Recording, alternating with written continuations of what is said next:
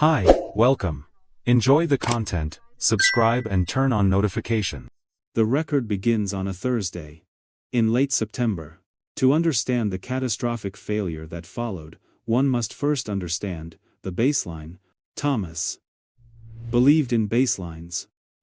As a quality control director for a major pharmaceutical logistics firm in Denver, his life was governed by the principle that if the inputs were correct, and the environment was stable, the output would be predictable. He was 46 years old. He had been married to Sarah for 20 years. They lived in a sprawling, mid-century modern home in the Highlands, a neighborhood that signaled quiet, upper-middle-class success. They had one son, Daniel, who was 16 and currently navigating the treacherous waters of high school with average grades, and a quiet demeanor. Thomas pulled his silver sedan into the driveway at exactly 6:15 in the evening. He sat in the car for 2 minutes, listening to the engine tick as it cooled. This was his routine. He told himself it was to decompress, to transition from the high-pressure demands of supply chains to the warmth of family life. In reality, though he would never admit it in the logs of his mind, it was a hesitation, a subconscious bracing. He entered the house. The air smelled of roasted chicken and lemon floor polish. Everything was in its place.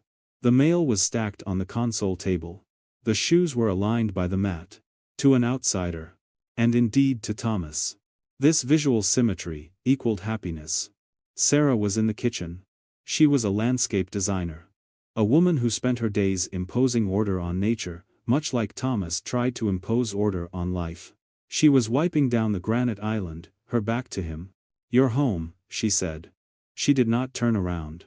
Traffic was light on I-25, Thomas replied, loosening his tie. "Is Daniel home?" "In his room. Gaming." Thomas walked over to kiss her cheek. It was a mechanical action, a timestamp of affection required by the contract of marriage. Sarah flinched. It was microscopic. A shift of perhaps 2 millimeters away from his lips. But Thomas noted it. He filed it away as fatigue. Sarah had been quiet lately. Distant. Thomas analyzed this as a hormonal shift, or perhaps professional stress.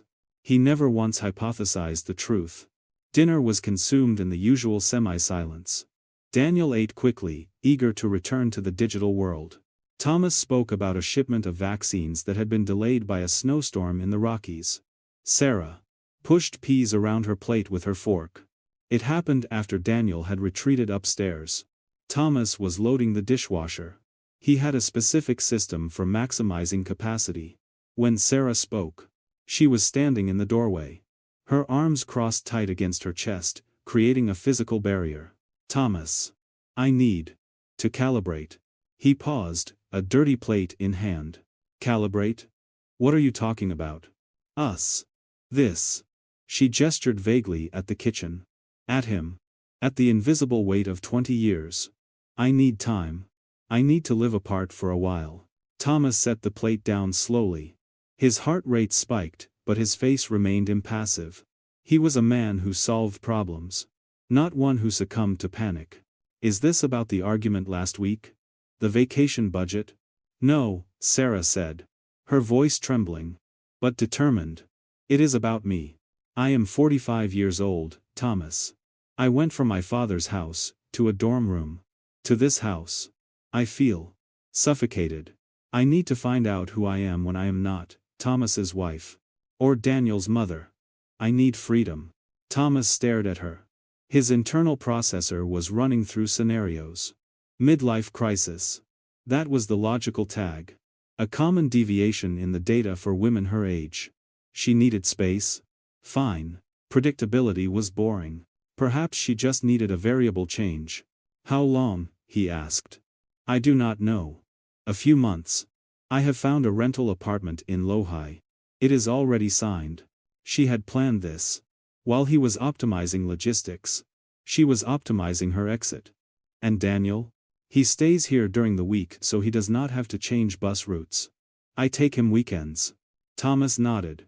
He felt a coldness spreading in his chest, but he suppressed it. Logic dictated that fighting a woman in an emotional crisis would only increase the volatility.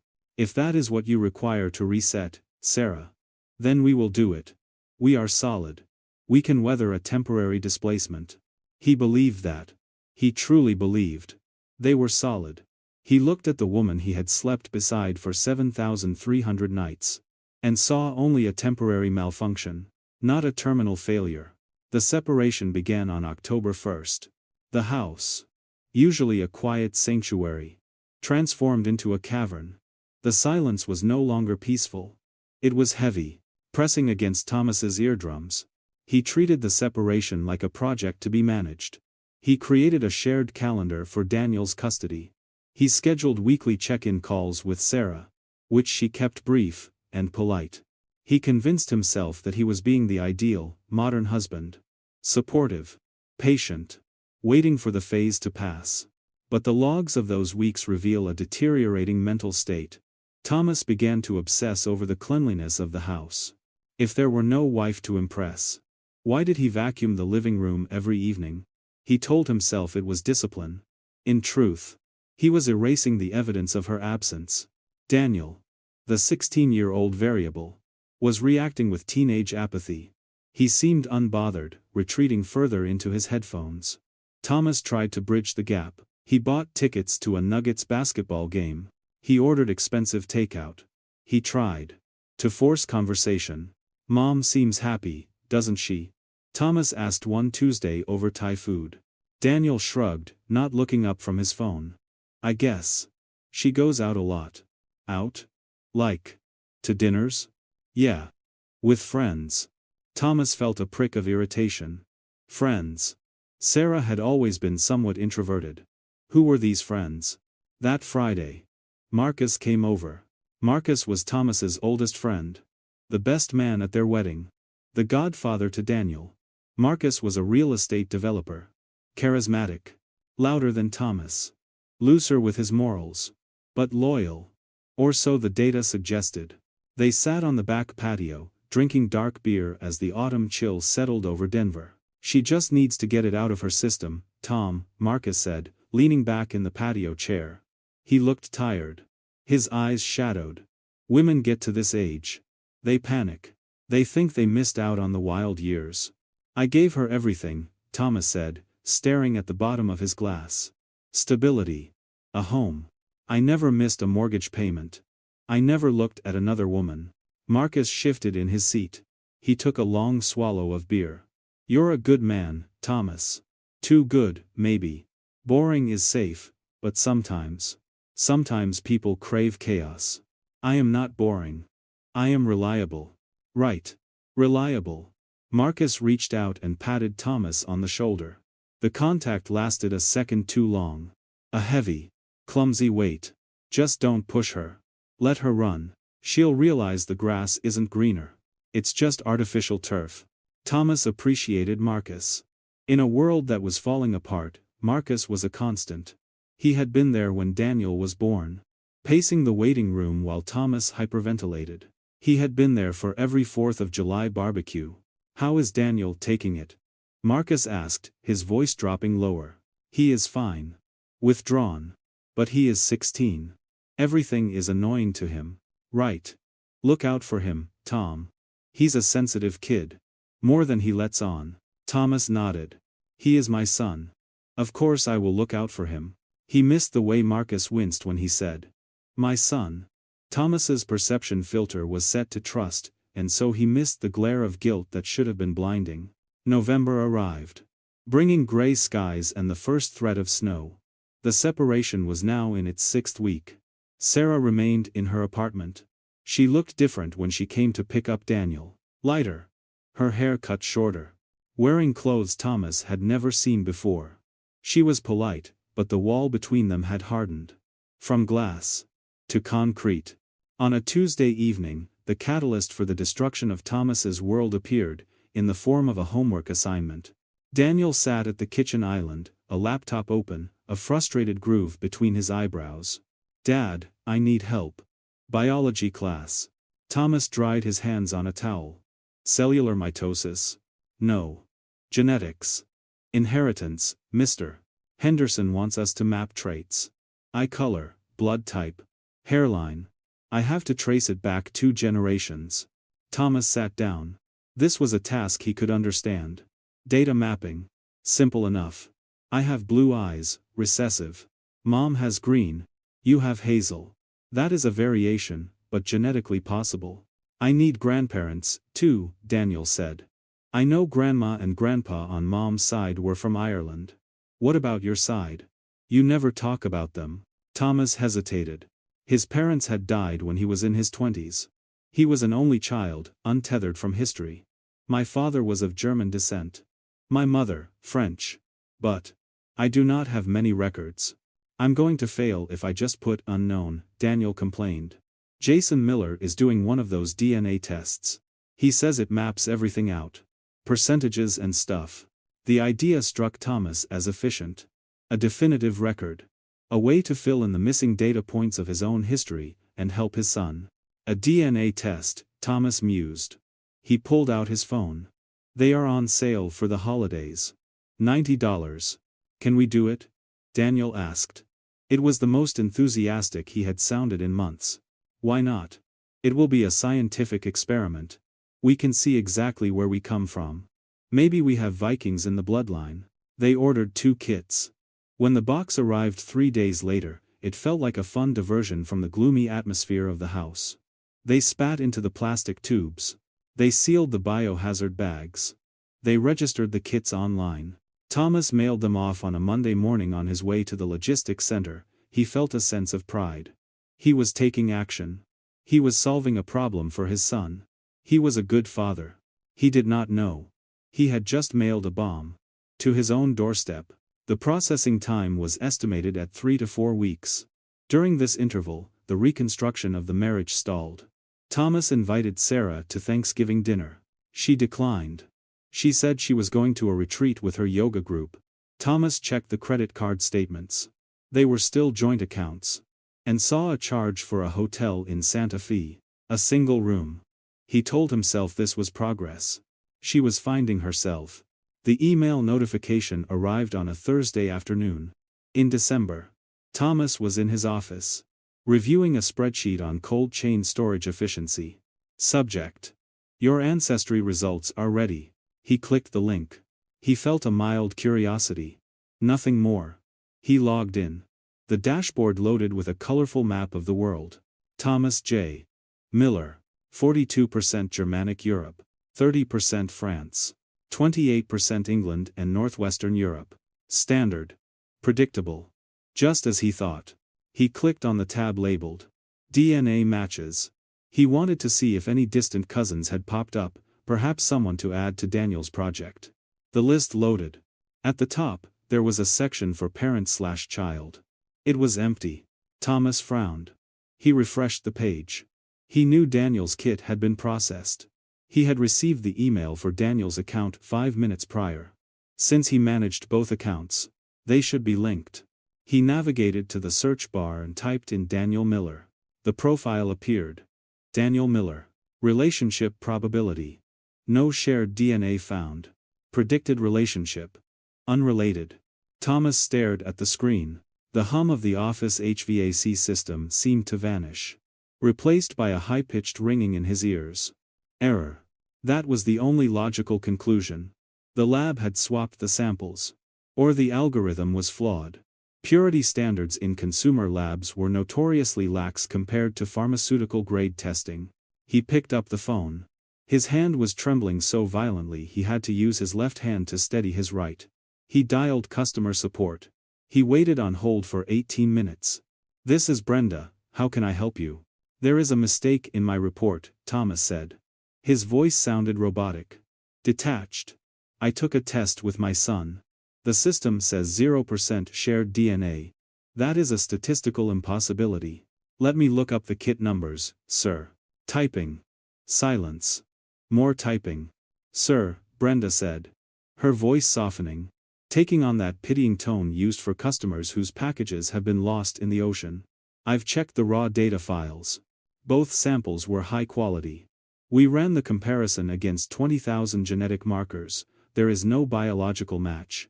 If this is your son, biologically, he is not related to you.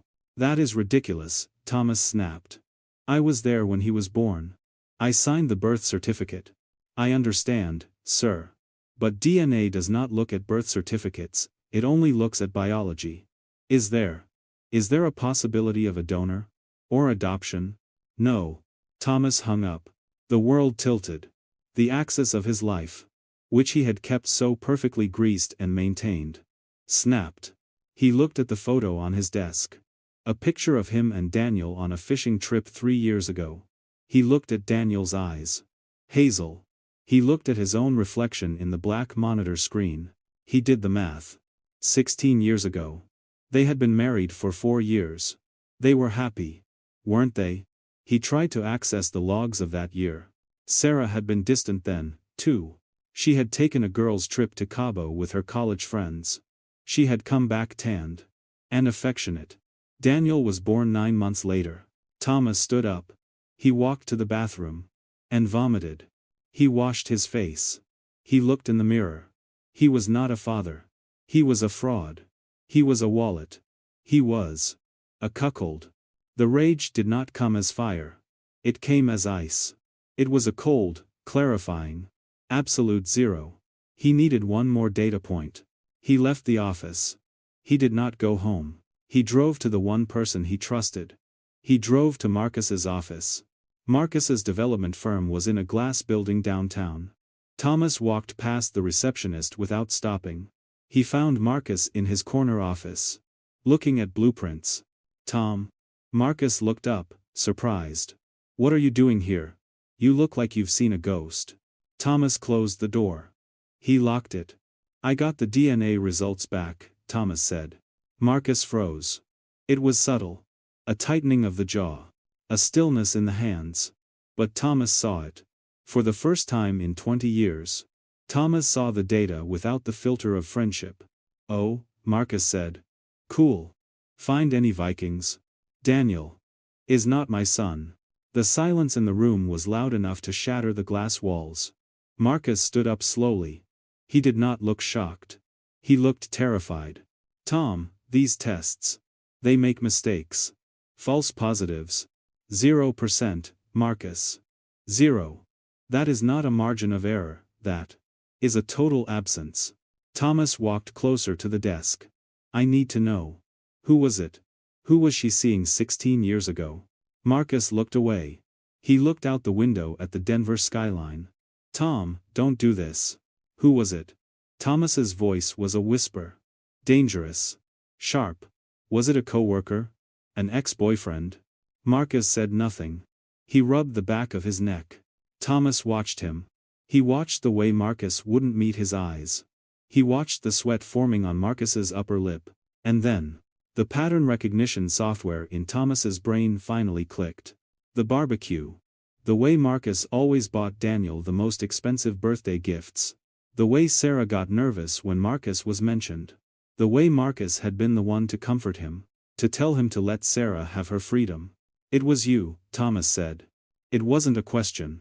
Marcus closed his eyes. It was a mistake. We were drunk. You were in Tokyo for that supply chain conference.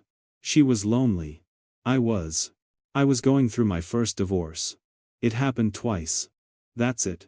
We swore to never speak of it. We thought. You thought what? Thomas asked. That you would just let me raise him? Let me pay for his braces? Let me teach him to drive? While you played the fun Uncle Marcus? We didn't know for sure, Marcus pleaded. We thought he was yours. We wanted him to be yours. You are a liar, Thomas said. You stole my life. Tom, please. I have a wife now. I have 2 daughters. This will destroy everything. Good, Thomas said. Symmetry. He turned and walked out. He did not hit Marcus. Physical violence was inefficient, he had a much more destructive weapon. The truth. He drove to the rental apartment in Lohi. He did not call ahead. He buzzed the intercom until Sarah answered. Thomas? What is wrong? Is it Daniel? Let me in. When the door opened, Sarah stood there in a silk robe. She looked annoyed. This is harassment, Thomas. You cannot just. He threw the printed DNA report at her feet. The papers scattered on the hardwood floor. Read it. She looked down. She saw the graph. She saw the zero. Her face drained of color, turning the shade of old ash. She did not ask what it was. She knew. And I just spoke to Marcus, Thomas added. Sarah made a sound. A choked, wounded noise. And slumped against the doorframe. Thomas, listen to me. I love you. We built a life. Biology doesn't matter. You are his father. Do not tell me what I am, Thomas said. His voice was devoid of emotion. You looked me in the eye for 6,000 days. And lied.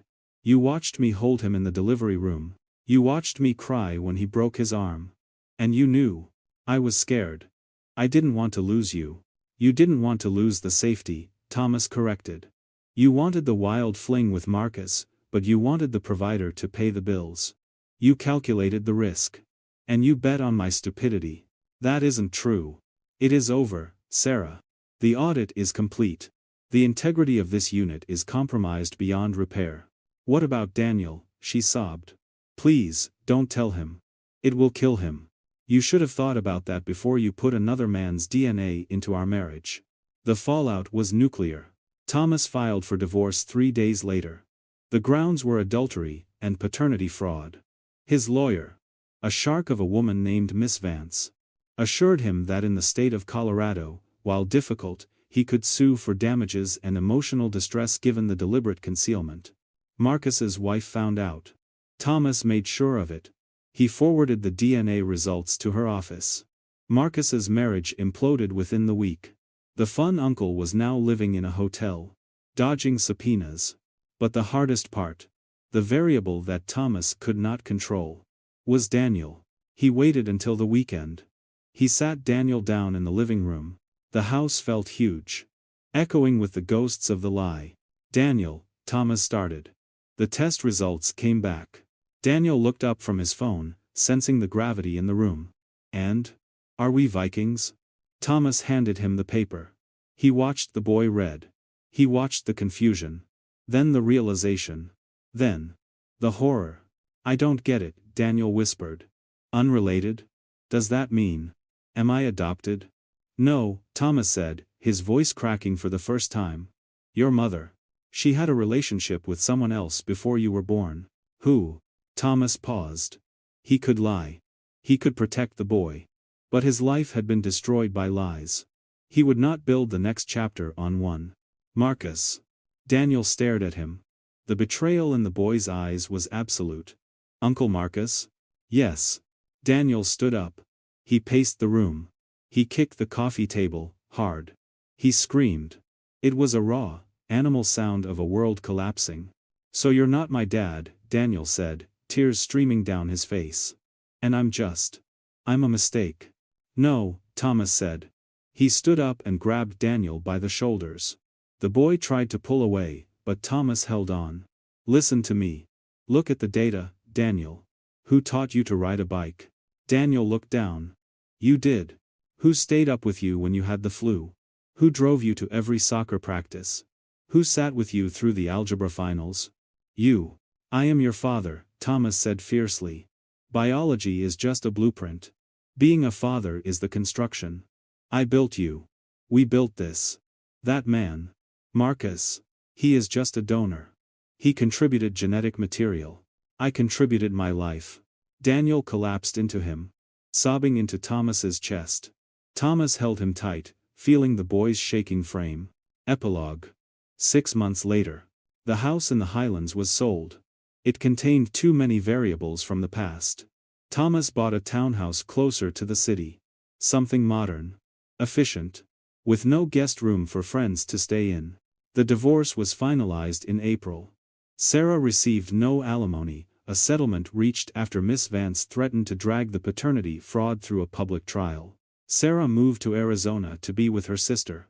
Daniel refused to speak to her for 3 months, eventually agreeing to text messages only. Marcus moved to Chicago. He sent a letter to Daniel once. Daniel burned it in the kitchen sink without opening it. It was a Friday evening.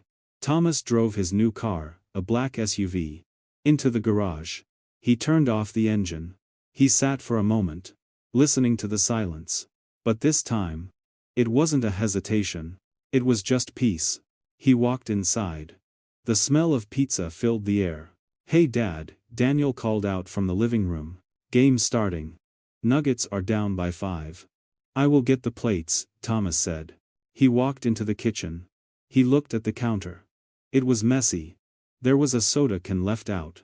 A bag of chips was open. Thomas smiled. He didn't fix it. He grabbed 2 plates and walked into the living room to sit next to his son. The data set had changed. The sample size was smaller now. Just 2, but the structural integrity was 100%. Thank you for watching the video. If you enjoyed it, don't forget to subscribe to the channel and turn on notifications so you won't miss any updates. See you next.